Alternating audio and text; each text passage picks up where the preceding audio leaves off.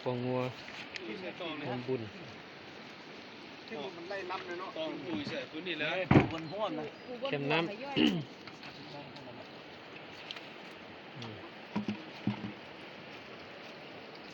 ปูเจ้าพัดบัดเลยนั่งลุกขึ้นแล้วนั่งพุทโธได้ครัวคืองัวดิ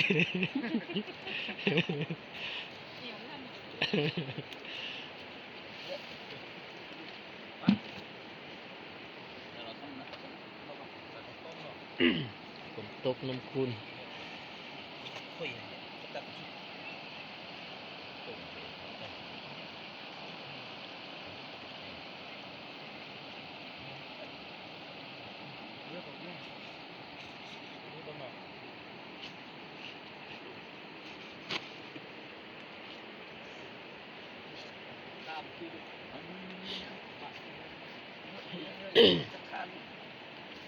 อยากไปท่า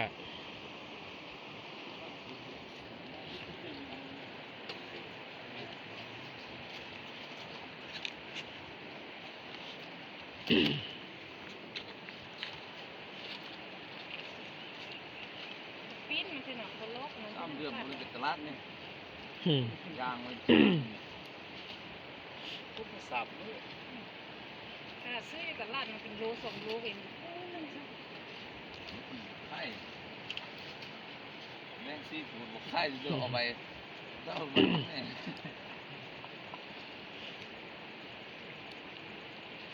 ว่าแล้วมันคนว่าจุ่มไปกินดอมมันเอาเอาที่เมืองเลยดิก็มันเป็นเสาไปก้นเล่นเป็นคู่เนาะลูก3เนาะชกเอาเลยมาสู้แล้วมาสู้เลยนึกเลยว่าเสียงมึงร้องเลยน้ำตาเนาะ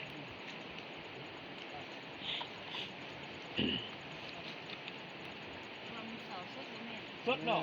ไม่เนาะฮะซ้ำก็รู้มันนี่ส่งลูกสายมันเนี่ยมานึกว่าลูกสายมันแตกลูกตัวก่อนก็เรียกได้จนลูกสายไม่ใช่ลูกสาวเลยเหรอ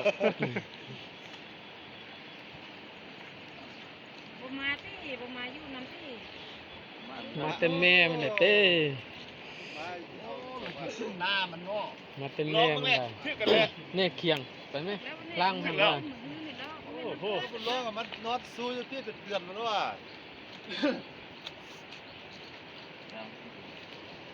ที่กันแล้วเอาเยอะ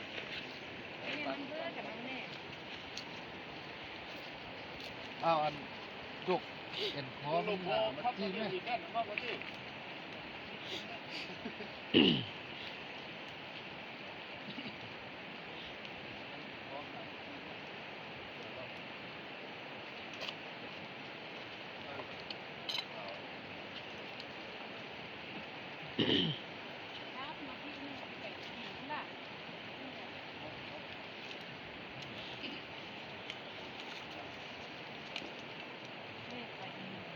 แยงห่างเดียวแยงอ่ะถึงนี่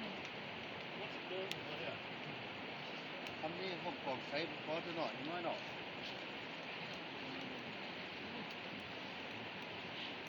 คือได้อยู่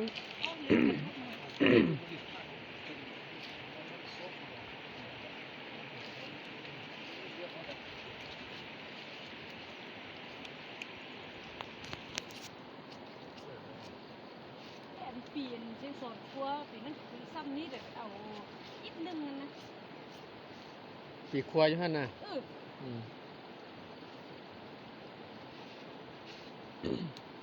ก็ซื้อผักเอาผักแกะแกะนี่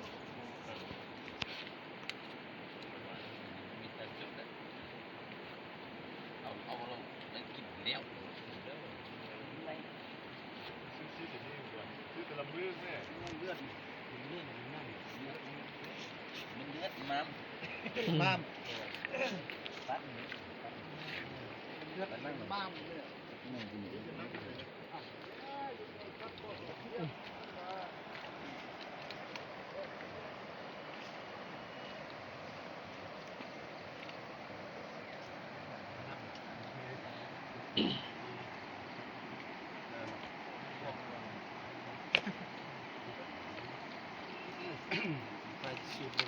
อืมเบิ่งมันรูดบอลได้ที่ ตรงนี้ต้องเด็ดจะอีกนั่นแต่ว่า แม่นขานั่นเต้รูดนะ ต้มเนี่ยหม้อเขามี เพราะการไปสิต้มกันต้มเราวัดต้มดิ คอดต้มแต่ว่าใส่แกงกับบีบแล้วก็ ต้มเนื้อแล้วก็บี ต้มมันบีบกับทอดแทนเลย หอยยากว่าเพี้ยมันคมแล้วเนาะ นี่เอาหม้อมาข้างเอานี่น้ำดื้อมันปั่นกันให้ไปต้มเบิ่งมันดีที่กันต้มจะได้ต้มดีกว่าทอดใส่ทอดใส่เลยโอ้ต้มมันนึ่งกันแล้วนะ ต้มสิมันเนาะ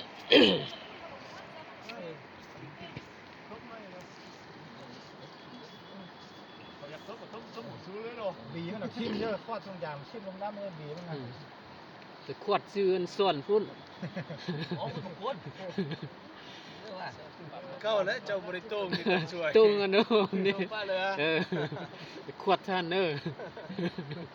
ต้องซ่อนไว้ขึ้น เออไปก็เฮ็ดจะล่มนะเนาะ นึกค่อยไปย้ำซ้อนก่อนเนาะ หลุดมือล่มคว่ำไปโอ้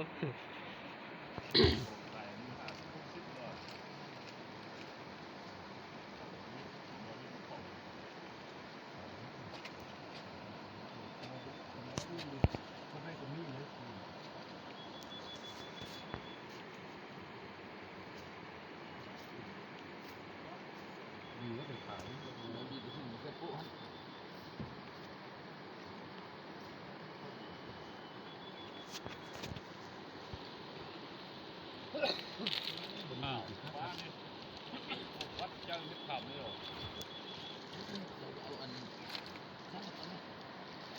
เอาขั้นบ้านขั้นนึงนะในที่นอก